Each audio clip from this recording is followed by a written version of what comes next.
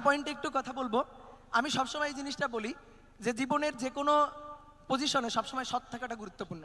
তুমি একটা সময় এখান থেকে একটা সময় একটা বড় পদে যাবা, বড় একটা চেয়ার দখল করবা, তো সেই জায়গাটা গিয়ে আমরা অনেক সময় বলি না যে আমরা আসলে সিস্টেমে ঢুকতে চাই, কেন আমরা সিস্টেম চেঞ্জ করব।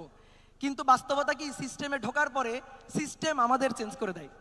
তো এই জিনিসটা যেন না হয়, আমরা আমাদের এই যে এত বছরের যে অভিজ্ঞতা জ্ঞান, এইটা দিয়ে ভুল ঠিক এই পার্থক্যটা আমরা বুঝি, কোনটা অনৈতিক কোনটা নৈতিক এই জিনিসটা আমরা বুঝি, হারাম হালাল আমরা বুঝতে পারি।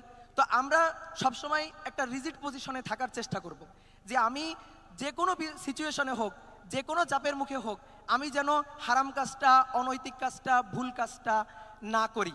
তাহলেই আসলে তুমি যদি এরকম রিজিড একটা পজিশন থাকো যে আমি চেয়ার ছেড়ে দিব, পদ ছেড়ে দিব, কিন্তু আপোষ করব না, অনৈতিকতার সাথে আপোষ করব না, এই জিনিসটা যদি তুমি মাথায় রাখো, তাহলে দেখবা সিস্টেম অটোমেটিক্যালি চেঞ্জ হয়ে যাবে। আমরা সেই সিস্টেমের চেঞ্জের সেই প্রত্যাশাটা করি, আমরা সেই স্বপ্নটা দেখি।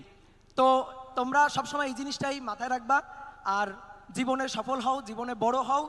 আর আমরা যাতে মনে করো যে একটা সময় যাতে তোমাদের অনেকের সাথে হয়তো হঠাৎ করে অনেক সময় দেখা হয়ে যাবে, একটা বড় কোনো পদে তোমাদের দেখবো, তো তুমি যেন আমাকে যখন বলবা যে ভাই আপনার স্টুডেন্ট ছিলাম বা আপনার ব্যাচে আপনার কোর্সে একসময় এনরোল করছিলাম, এইটার একটা অন্যরকম গর্ব হয়তো একসময় অনুভব হবে।